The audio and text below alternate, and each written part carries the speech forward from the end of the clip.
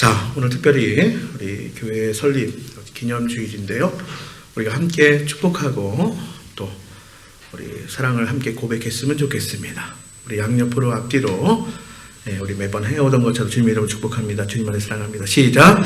주님의 이름으로 축복합니다. 네, 주님 안에서 사랑합니다. 네, 그래요. 우리가 앞에 아주 잘생긴 우리 꼬마는 또 순회 공연을 또 갔습니다. 월드비전 또 합창단 또 멤버 아닙니까? 그래서 또 일찍 와서 이렇게 준비하고 또 함께 찬양드리고, 네. 우리 일부 예배도 같이 이렇게 함께 드렸으면 하는 마음도 있었는데, 근데 또 일부에 오시는 분들은 또 오시고, 또 우리가 이렇게 함께 또 하나님께 감사로 예배합니다. 오늘 사실은 좀 무거운 주제일 수 있고요. 또 목사님 교회 생일인데 좀 또 성탄을 앞두고 있는데 축제고 또 밝은 분위기가 됐으면 참 좋겠는데, 근데 참 우리는 역설의 진리, 말씀의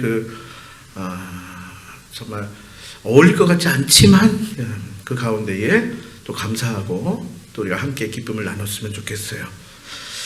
교회의 그 기초, 그 시작. 네, 저는 정말 첫 번째 교회, 예루살렘 교회, 초대교회, 또 한국의 처음 교회들 한번 생각해 보았습니다. 또 우리 행복한 제자교회의 지난 시간들을 돌아보았습니다. 교회의 그 시작. 돌아보면서 오늘 본문의 말씀을 정했고요. 또 함께 은혜를 나누고자 합니다. 여러분, 12제자, 12사도거든요. 여기까지는 잘 압니다. 또 그 제자들의, 또 이방인 사도라는 사도 바울의 또 제자들, 그렇죠? 초대교회의 영적인 리더십들까지 우리는 성경을 통해서 잘 압니다. 물론 관심이 있는 분들은 교회사를 보신 분들도 있을 거예요. 그 이후에 이제 교부 시대가 시작되는데, 특별히 제가 먼저 해드리고 싶은 교부가 있습니다. 북아프리카 카르타고 출신의 유명한 교부가 있는데 터툴리안입니다. 교회사를 공부하면 굉장히 중요한 교부거든요. 그래서 터툴리안 이분이 계신데, 이름만 터툴리안 이렇게 보시고 이분은 순교하신 분입니다.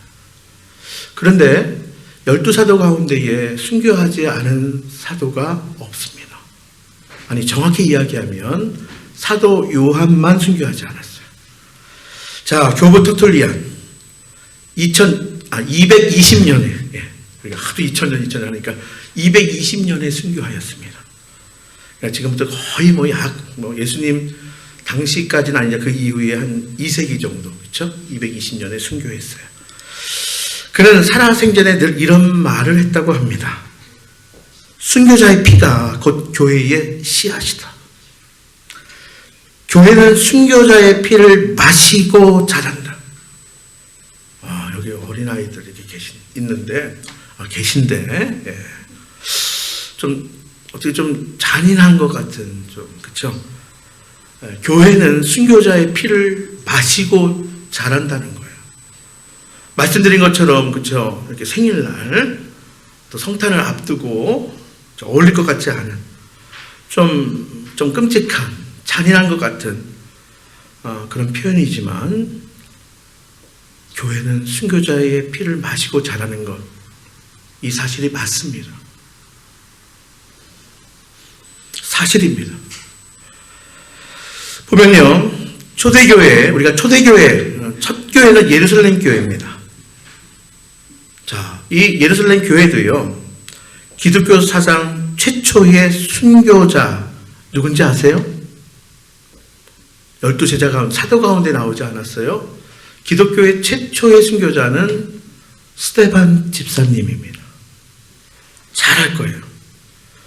우리가 사도 중에 최초의 순교자는 야고보 사도입니다. 자, 그게 이제 사도행전 전반부에 쫙 기록되어 있어요.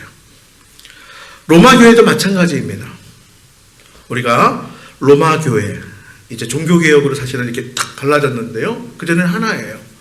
이 로마 교회도 마찬가지로 이 바울과 베드로를 위시해서 로마를 딱 가면 콜로세움 아시죠? 관광지가 아니라 그곳이 바로 우리의 신앙의 선조들의 피가 정말 적시지 않은 곳이 없는 순교의 장소입니다. 콜로세움에서 수많은 그리스도인들이 순교했고, 또 로마의 카타콤 지하 공동묘지, 여기서 죽어간 수많은 순교자들의 피 위에 교회가 세워졌어요. 그 피를 마시고 자란 거예요. 여러분, 그러면 한국 교회는 어떻습니까? 한국 교회도 그래요.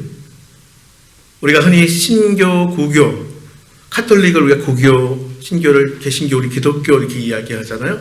다 마찬가지입니다. 카톨릭이 개신교보다 100년 먼저 선교의 역사가 있습니다.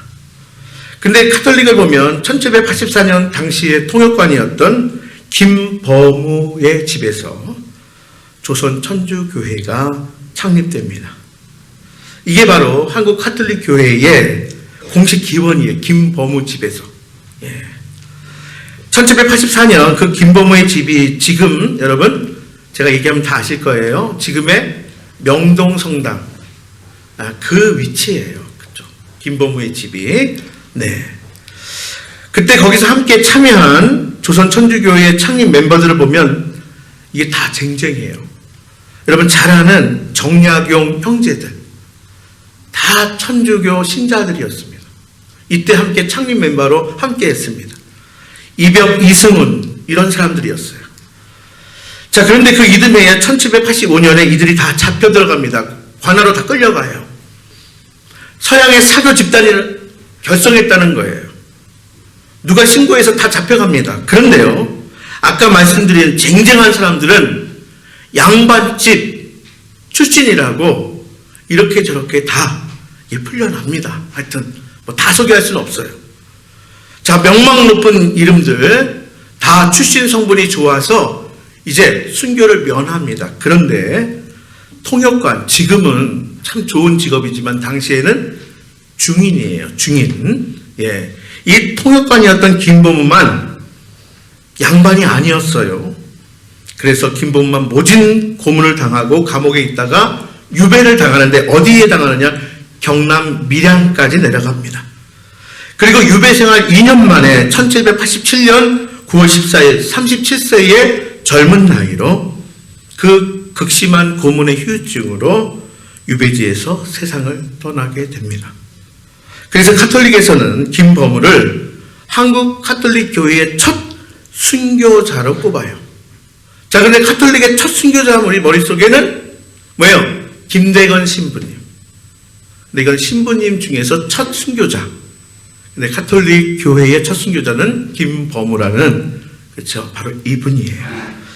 자, 그런데 한국 카톨릭 교회의 첫 순교자인 이 김범우의 영세명, 우리 세례하죠. 거기는 영세를 하죠. 그러면 영세명을 받아요. 그 영세명이 토마스입니다. 토마스. 예. 자, 이제 기억하세요. 토마스. 자, 그럼 이번에는 그로부터 정확히 100년 후에 출발한 우리 개신교, 우리가 흔히 기독교, 예. 한번 살펴보면 우리 기독교회사의, 한국 기독교회사의 첫 순교자는 신기하게도 여러분 이제 아마 한국사를 공부한 분들은 아실 거예요. 이름이 토마스입니다. 한국 사람이 아니에요. 영국 선교사 토마스 목사님이십니다. 영국인 토마스 목사님이 개신교 기독교사의, 한국 기독교사의 첫 순교자입니다. 개신교 공식적인 원년은, 선교사님이 처음 이 땅에 들어온 원년은 알렌 선교사가 입국한 1884년인데 그보다 앞선 18년 전에 토마스 선교사님이 이 땅을 밟아오지도 못하고 순교를 당한 거예요. 예, 1866년에 중국에서 조선으로 들어오려다가 잘 아는 대동강변에서 조선 관건에 의해서 참수형을 당합니다. 그러니까 토마스 선교사님은 한국 개신교가 선교사님이 이 땅을 밟아서 선교활동하기 전에 이미 순교해버린 거예요. 토마스 선교사님은 1840년 9월 7일에 영국 웨일즈 지방의 목사의 아들로 태어납니다. 옥스퍼드 의대 장학생으로 들어갈 수 있는 그런 기회가 있었어요. 근데 굳이 마다하고 영국 런던 뉴칼리지 대학에서 신학을 전공하고 아버지에 이어서 아버지의 고향교회에서 24세에 목사 안수를 받아요. 24살. 그리고 목사 안수를 받기 1년 전에 영주의 딸인 캐롤라인, 많이 들어본 이름인데 이런 이름이 많은가 봐요. 결혼합니다. 목사 안수를 받은 바로 그 다음에 7월에 영국 선교회의 파송을 받아서 아내와 함께 선교하러 중국 상해에 도착합니다. 그런데요, 도착하고 그 다음 해에 이 캐롤라인 아내가 죽습니다. 그러니까 아이를 낳다가 아이도 사산되고 산모까지도 목숨을 잃는 사건이 벌어집니다. 개인적으로 참 어려운 일을 당하죠. 더군다나 토마스 선교사님은 미리 중국에 와 있던 선교사님들과 관계가 원만하지 못했대요. 그래서 갈등이 늘 많아가지고 이참에 이 토마스 목사님이 바로 본부에다가 내가 선교사 사직을 하겠습니다. 본도 안 되고 또 힘들어서 그런 것 같은데 어쨌든 선교사직을 내려놓습니다. 그리고 1865년 1월에서 8월 거의 한 7개월가량을 청나라 해상 세관에서 있죠? 그래서 통역관으로 근무를 해요. 세관에서 근무를 합니다. 근데 여기서 운명적인 만남, 우리 바울처럼 예수님 만난 게 아니라 두 사람을 만나요. 한국 사람, 조선 사람. 그래서 우리 조선에, 우리나라에 대한 정보를 듣게 되는데, 그때 조선에는 약 5만 명가량의 가톨릭 신자가 이미 있고 11명의 가톨릭 사제들이 있으며 가톨릭의 기도문 같은, 그렇죠? 예전의 기도문 같은 것은 이미 번역되어 있는데 성경이 없다는 거예요. 성경 번역은 되기도 전이에요. 그리고 아예 개신교, 즉 기독교라는 거는 아예 한국 사람들이 전혀 모른다는 거예요. 자, 조선에 대한 이러한 정보를 듣고 가슴이 뜨거워져요. 매우 흥분합니다. 시간이 흐를수록 조선이야말로 자신이 가야 할 새로운 선교지라는 확신이 생기게 됩니다. 그래서 토마스는 그해 9월에 이 세관에서 통역관 일을 내려놓습니다. 그리고 영국 선교회에 정식으로 다시 한번 요청합니다. 나를 조선 선교사로 보내주십시오. 그래서 빠르게 허락을 받고 조선으로 가는 배편을 찾는데 그때 가장 빠르게 갈 수 있는 배편이 미국 국적의 상선, 여러분 잘 아는 제너럴 셔먼이었어요. 이 상선에 올라타서 이제 1866년 8월 9일 이 로버트 토머스 선교사님은 조선을 향해서 나아갑니다. 제너럴 셔먼에는 중국에서 출항한 지 일주일 만에 대동강 입구 용강 주용포에 입항하게 됐다고 합니다. 그리고 대동강을 거슬러서 이제 평양으로 들어가면 돼요. 8월 27일에 평양 한사정에 정박을 해놓고 이제 허가를 기다립니다.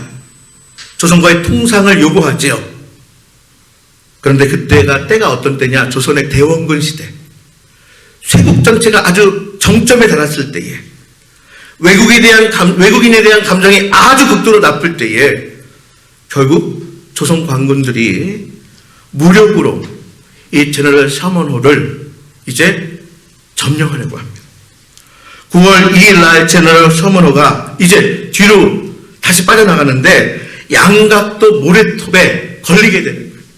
꼼짝달싹을 못하게 됩니다. 결국 자초되는데요. 이제 이 제너럴 셔먼호는 불에 타고요. 토마스 목사님은 불에 타는 이 셔먼호 갑판 위에서 가지고 오는 성경책들을 어떻게든지 그 불타지 않게 하려고 배 밖으로 막 던집니다. 뭐 물에 빠지든지 뭐 하든지 막 던지는 거예요. 다 던지고 마지막 한 권을 가슴에 품고 이제 강물로 뛰어내리는데 결국 조선 관군에 생포됩니다. 강가로 끌려 나옵니다. 격분한 조선 관군들이 승선자들을 다 살해합니다. 토마스 목사님, 토마스 선교사도 그 강변에서 처단하는데 바로 그때 집행관이, 기억하세요, 박춘권, 사형 집행관이 박춘권이라는 사람이에요. 박춘권이 칼을 뽑자 이 토마스 선교사님이 급히 자신의 품에 있던 한 권의 성경책을 그에게 건넵니다. 그리고 두 손 모아 마지막으로 기도를 올리고 그러자 박충건이 칼로 토마스 선교사의 목을 칩니다. 참수형이죠.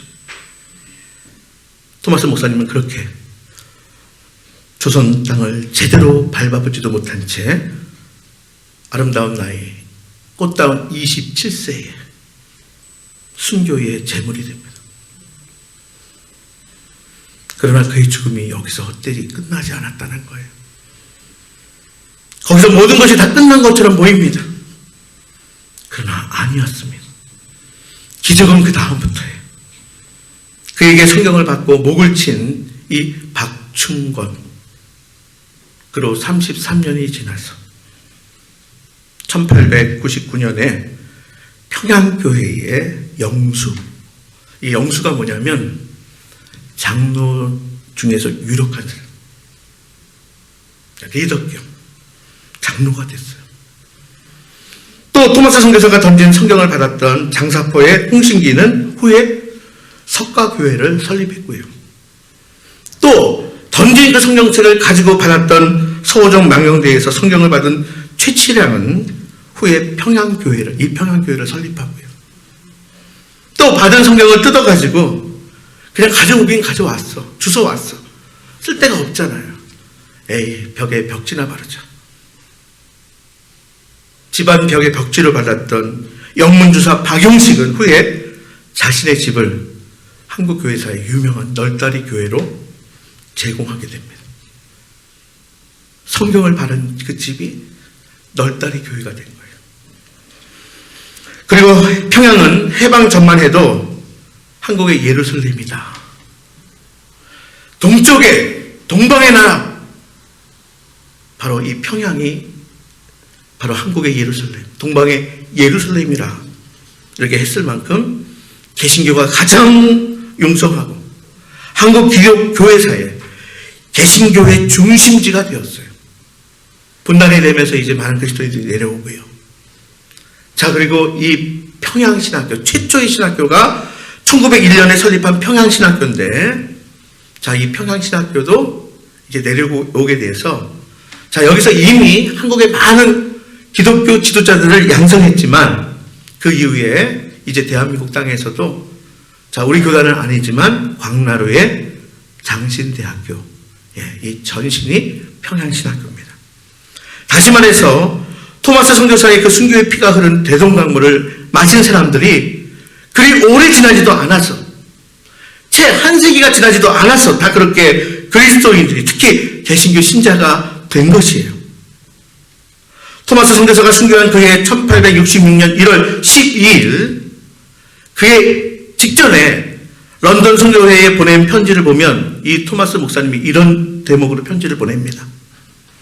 바다 건너 조선이라는 나라에 선교사가 한 명도 없다는 사실이 너무도 안타깝습니다. 꼭 저를 그리로 보내주십시오. 제가 가겠습니다. 제가 가서 그 땅에서 죽겠습니다. 제가 이런 순교의 각오가 되어 있으니 저를 꼭 다시 선교사로 조선 땅에 파송해 주십시오. 그랬던 거예요. 제가 가서 그 땅에서 죽겠습니다.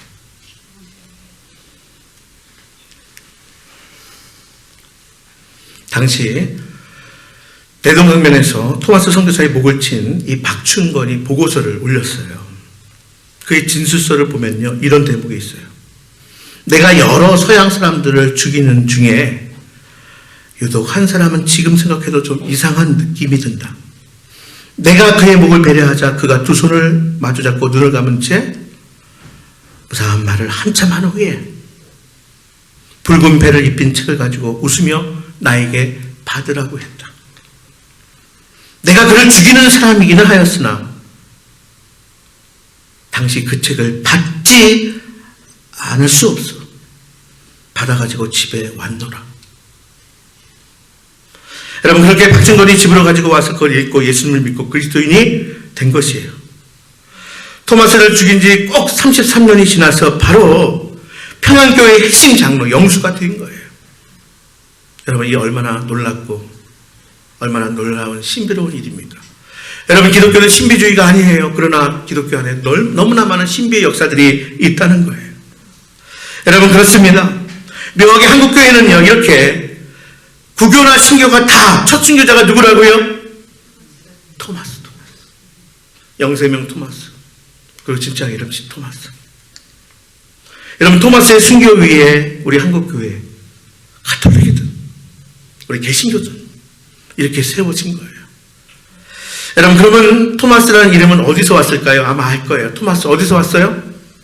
예, 당연히 성경에서 왔는데 제자 중 한 사람 누구예요? 도마. 예. 그러니까 토마스를 도마라고 우리말 성경에 번역한 거예요. 여러분, 도마는 어떤 제자였습니까? 도마하면 의심 많은 도마. 한마디로 도마는 기질상 회의주의자. 그리고 또 사실은 좋게 보면요, 눈에 본 것만 믿는 거예요. 경험한 것만 실증주의자였어요. 한 번은 도마가 없을 때 부활하신 주님이 제자들에게 나타나셨어요. 이제 제자들이 도마가 오자 그 사실을 도마에게 전합니다. 도마 믿지 않습니다. 나는 봐야 믿겠노라. 나는 예수님의 그 못 박힌 그 내 손가락을 너무 봐야 믿겠노라. 나는 예수님이 찔린 그 창, 그 허리에 손을 대서 만져보아야 믿겠노라. 예. 결단코 나는 그러기 전에는 믿지 못하겠다. 그런데 이번에는 도마가 있을 때 부활하신 주님이 나타나셨어요. 주님이 도마에게 뭐라고 하셨습니까? 손가락 다호 넣어봐라. 넣었다 뺐다. 손바닥 다호 허리에 대고 만져보아라. 만져보았습니다. 도마는 바로 엎드려서 무릎 꿇고, 주님, 주는 나의 주시오. 하나님의 아들이십니다. 정확히 이야기하면 주님 당신이야말로 나의 주님이시고 나의 하나님이십니다. 이때 주님이 뭐라고 했습니까? 그 유명한 너는 나를 본고로 믿느냐? 보지 않고 믿는 자가 복되다. 가만 보면 우리 모두는 보지도 않고 만지지도 않고 믿으니 다 복된 자들인 줄 분명히 확신합니다. 네. 이후에 도마는요, 태국 파티아와 인도 남동부의 코르만달 지방에서 선교하다가 결국은 인도에서 순교합니다. 원주민들의 창에 의해서 희생당한다는데요. 그래서 그 우상의 땅, 힌두교가 있고 여러 다신교의 그 땅, 이 인도 남부에 이 도마에 관련된 성지가 많이 있다고 합니다. 자, 그러면 이번에는 다시 초대교회 예루살렘의 교회 사정을 한번 보겠습니다. 제가 다 안 보겠습니다. 사도행전 12장의 1절에서 5절에 보면, 자, 헤롯 왕이 당시에 교회 중에 몇 사람을 해하려 먼저 사도 야고보를 잡아서 죽입니다. 그랬더니 유대인들이 환호합니다. 유대인들의 환호 소리를 듣고 보고 이제 우쭐해서 사도 베드로도 잡아서 옥에 가둡니다. 그리고 나서 이제 헤롯이 부를 때 이 얘기는 뭐냐면 베드로도 참수든 뭐든 이제 처형을 앞두고 나서 그날 밤에 베드로는 뭐 했어요? 기도했습니다. 옥 밖에서는 성도들이 뭐 했습니까? 베드로에서 기도했습니다. 그랬더니 쇠사슬이 풀리고 천사가 나타나서 베드로를 옥 밖으로 이끌어냈습니다. 그 이후에, 그 사건 이후에 베드로는 예루살렘을 떠나서 로마로 갑니다. 아마도 이제는 더 이상 예루살렘이 이제 안전한 곳이 못 되니 성도들이 베드로에게 이제 또 잡힐 수 있고 또 위험해질 수 있으니 예루살렘을 떠나세요. 당시 로마는 이미 사도 바울이 가 있었고 사도 바울의 영향으로 교회가 세워지고 있었어요. 그런데 당시에 황제였던 네로의 박해는 더욱 극심해지고 있었습니다. 여러분, 구약성경 구약 39권, 신약 27권, 66권은 정경이라고 합니다. 하나님의 말씀. 자, 이것만 정경, 캐논. 그런데 성경을 연구하다 보면 외경이 또 있어요. 네. 저같이 사실은 신학을 하거나 이러면 외경. 그 중에 베드로 행전이라고 있습니다. 이 베드로 행전에 보면요, 어떤 내용이 있냐면, 베드로는 주 67년 네로 황제의 극심한 박해를 피해서 피신하게 됩니다. 예루살렘을 떠나왔던 것처럼 이제 더 이상 로마에 머물 수가 없는 거예요. 다시 이제 네로를 피해서 떠나게 되는데, 로마 성도들의 강력한 권유가 있었지요. 여기 로마에 있다가는 꼼짝없이 잡혀서 큰일 치릅니다. 피하는 게 좋겠습니다. 잠시 피하십시오. 그래서 성도들의 권유를 받아들여서 은밀하게 조심히 밤에 로마를 빠져나갑니다. 그래서 로마 외곽으로 가고 있는데, 로마를 점점 벗어나고 가고 있는데 갑자기 반대편에서 누군가 로마를 향해서 바삐 가는 거예요. 로마의 중심부를 향해서 바삐 가는 겁니다. 가만히 보니 주님이세요. 그 오래전에 다메섹으로 가던 그 길 위에서 마주친 주님이세요. 그래서 묻습니다. 히어 바디스 도미네.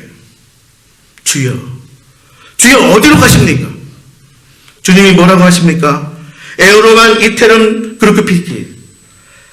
즉 나는 십자가에 못 박히기 위해 로마로 가노라. 나는 다시 십자가에 달리기 위해 로마로 가노라. 베드로는 바로 무릎 꿇습니다. 주님, 제가 잘못했습니다. 아닙니다. 제가 돌아가겠습니다. 다시 주님이 못 박히실 게 아니라 제가 가겠습니다. 제가 십자가에 못 박히기 위해 로마로 돌아가겠습니다. 베드로가 바로 거기서 통곡하며 바로 가던 길을 멈추고 돌아서서 로마로 들어갑니다. 그리고 순교당하죠. 자, 우리가 잘 아는 내용이에요. 어떻게 했다고요? 베드로는 자진해서 주님과 똑같이 어떻게 내가 십자가에 못 박힐 수 있겠느냐. 나는 거꾸로 매달리겠노라. 자진해서 역십자가에 매달린 채 순교당합니다.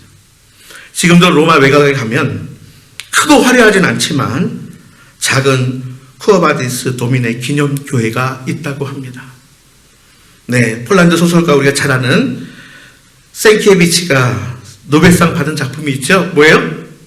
쿠어바디스. 그 소설을 바탕으로 무슨 영화가 나왔어요? 쿠어바디스라는 영화가 나왔잖아요. 자, 이 영화에서도 잘 나오고 있습니다. 베드로는 나 같은 죄인이 어찌 주님과 같은 모습으로 십자가에 달릴 수 있겠느냐 하면서 제발 나를 거꾸로 십자가에 달아주세요. 결국 그렇게 십자가에서 순교하게 됩니다. 자, 오늘 아침에 우리가 읽고 나눈 요한복음의 본문 말씀이 바로 이런 베드로의 최후를 미리 주님께서 알려주시는 내용이에요. 요한복음 아직 이 베드로가 순교할 때보다 한참 전이에요. 자, 그런데 주님이 바로 베드로의 최후의 죽음을, 순교를 암시하며 가르쳐 주시고 예언하신 말씀이 오늘 읽은 말씀이에요. 자, 우리가 오늘 본문의 18절 그 이하 말씀을 보면요, 18절 19절을 다시 한번 공독해 볼까요? 자, 시작. 내가 젊어서는 스스로 뛰뛰고 원하는 곳으로 다녔거니와 늙어서는 내 팔을 벌리리니 남이 내게 띠띠우고 원하지 않은 곳으로 데려가리라. 이 말씀을 하시면 베드로가 어떠한 죽음으로 하나님께 영광을 돌릴 것을 가르침이로라. 네, 여러분, 베드로의 마지막을, 베드로에게 참혹한 그 최후의 순간을 주님이 미리 예견하고 말씀하신 내용이라는 거예요. 아무튼 이렇게 순교한 베드로, 그렇죠? 이 순교한 베드로는 어디에 묻혔냐면 바티칸 언덕에 묻힙니다. 그리고 나서 후에 카톨릭 교회는, 자, 예수님께서 복음서에서 베드로에게 넌 반석이라, 뭐라고 말씀하세요? 반석 위에 내 교회를 세우리라.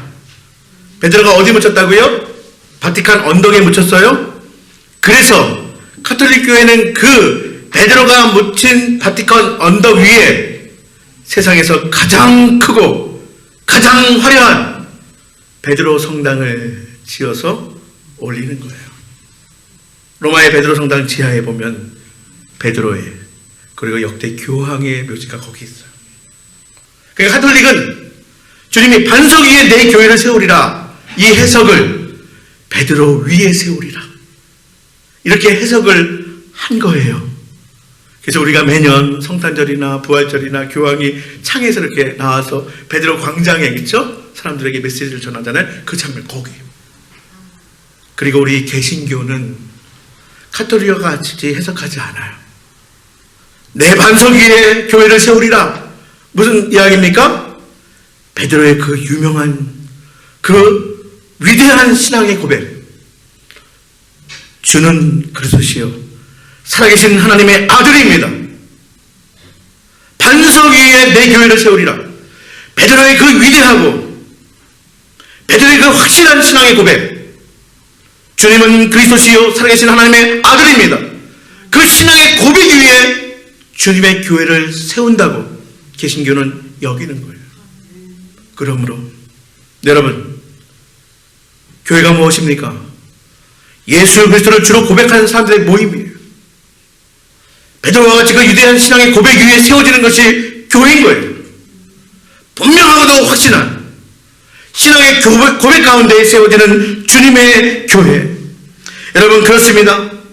베드로가 당시 고백한 그 위대한, 그 진정한 신앙의 고백, 그 반석 위에, 반석과 같은 신앙의 고백 위에, 주님을 향한, 주님에 대한 신앙의 고백 위에 세워진 공동체가 교회라는 거예요.